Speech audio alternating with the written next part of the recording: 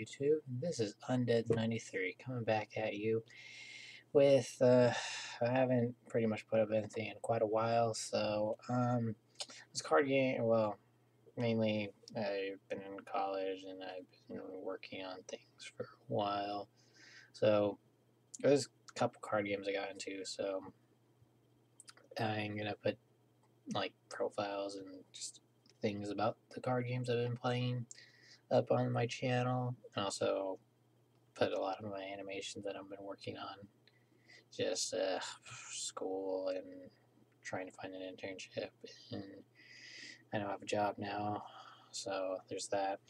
So yes, I'll try to keep up with everything. Thank you for all people who are staying loyal to me. Thank you guys. So first game I've got into, which is, if you can see, it's called Card Fight Vanguard, which is basically, if you're watching this and you already know how to play with Card Fight Vanguard, it's basically, you have your boss monster. Basically, it's a game where you try to get out your boss monster beats face into other boss monster until person wins, basically. Kind of like how all card games work, basically. Boss monster, fight. Yeah. So, I'm going to start with my first deck that I mainly go with.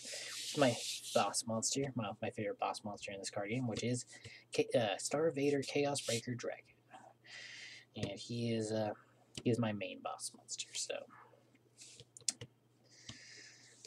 yeah, I like him because one, he's a dragon with a giant scythe, and also from what I hear, he does a lot of awesome things in like the lore. Like from what I hear in the lore, he cuts Nebulord in half, he like creates Gladios, which I kind of don't understand how, but it's other complications. And then right now, from what I hear, he's in limbo. You can put in the comments if I'm saying any of this stuff wrong, but this is mostly just from what I hear from people in my card shop. So there's that. So let's go start on with the deck profile. So my starter is Dusttail Unicorn, and he pretty much, yeah, I'm probably just going to explain kind of how everything works, kind of. Basically, he pretty much just allows me to keep, when I lock stuff away, just to counterblast something and just lock it away.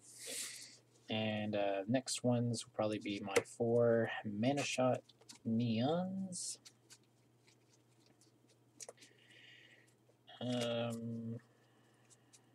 Neon and Neon.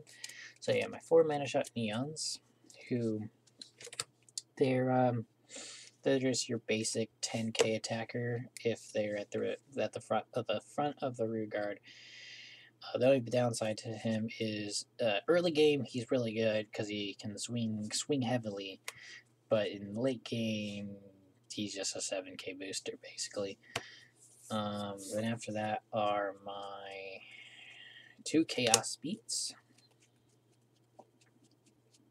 Yeah, where are you, Chaos Beats? There we go. My 2 Chaos Beats, who are pretty much just my boosters for my Chaos Breaker.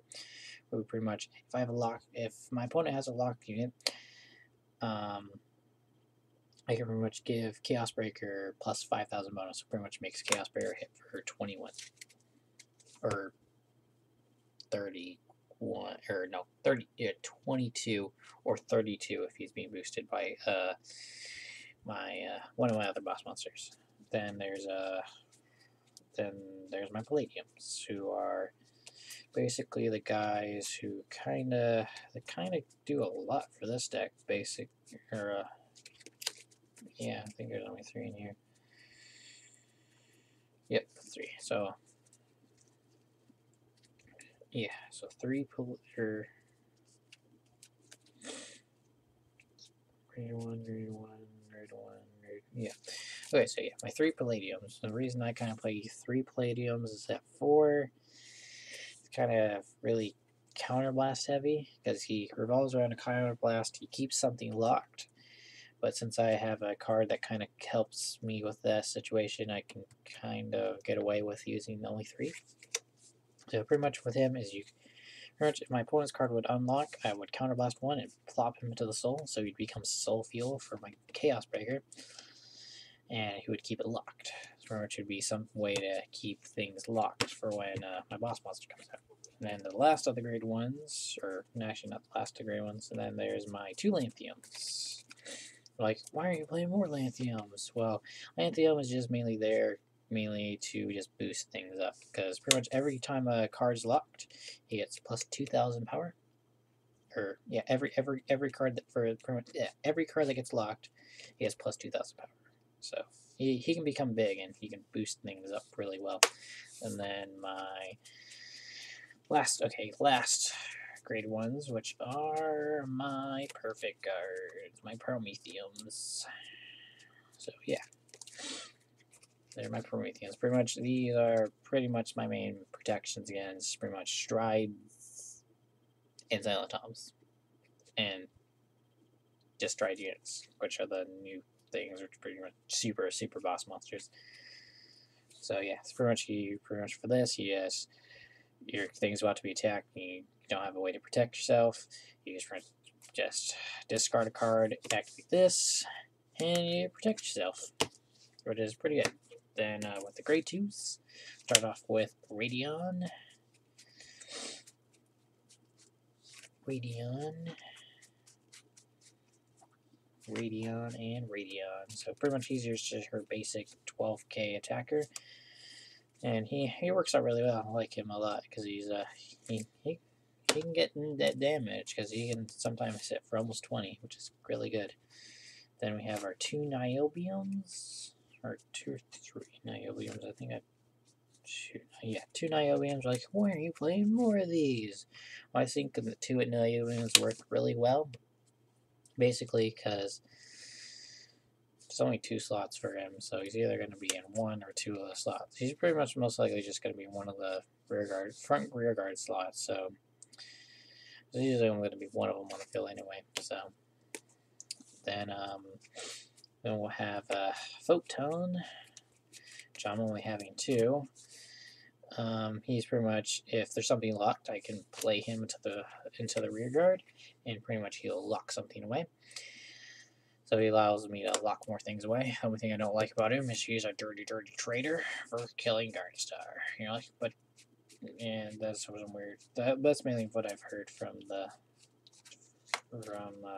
lore thing. Then I have my 2 Astro Reapers who go with my Legion in this deck, who pretty much he has an interesting ability where if he lands a hit and he's on the rear guard, I can Soul Blast 1, and I can pretty much look at the top 5 cards in my deck, and pretty much if one of them are the same as my Vanguard, I can reveal it to my opponent and put it to my hand, and the rest go to the bottom of my deck. So it's interesting, but I like to keep in my hand, or if I draw another of my Legion, to keep them in my hand so I can use my Legion. Legion, so I can possibly use that thing's effect. But since there's only 2 of him and 2 of my Legion, it's really hard to do. So let's see. Let's go next with my heal triggers, which are this beautiful lady. So yeah, got my for recollection Starvader Tellurium.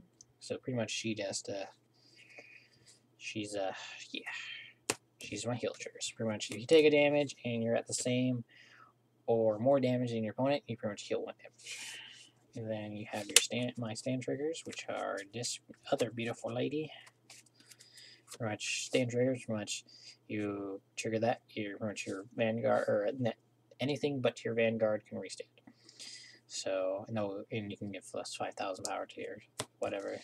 So, works really well when you're attacking. Otherwise, you can just boost something. Then I have my 8 crit triggers.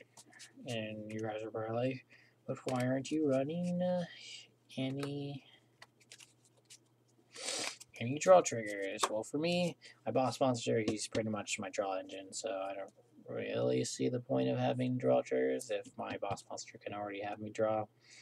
So I have my 8 crit triggers so I can try to end the match as fast as quickly. So now for my boss monsters. So I have my 3 Infinite Zero, who are my break rides, which pretty much break rides is pretty much if you have your level 3 Vanguard and you have and you're at limit break, so it'll be 4 damage, and pretty much if you ride the same clan over it. Pretty much, you use their effect, which for him is you choose one of your opponent's front and rear guard units and you lock them. And then the unit that rode over it gets 10,000 to the end of the turn, which is really good because it works really well with the other two. And he's still a great attacker because he attacks for 13. And then I have my 2 legions, which are my Dark Zodiacs, which he works really well because pretty much he comes out, and if there are stuff already locked, or if I am able to lock things that are on the field, I can counterblast 1 if I legion with him, and I can keep things locked. So when I do bring out my boss monster, and also for his effect, if I do have any Dark Zodiacs or Astral Reapers in my hand, I can pretty much, when I do legion with him, I can